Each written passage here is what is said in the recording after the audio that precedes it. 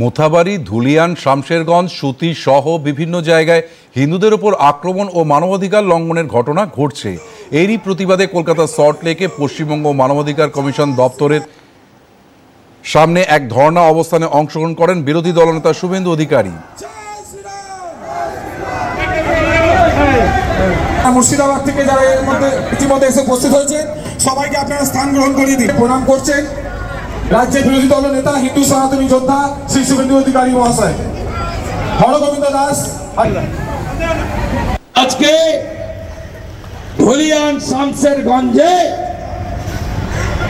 কি করেছে ভাবতে পারবেন না। কাল থেকে বলছেন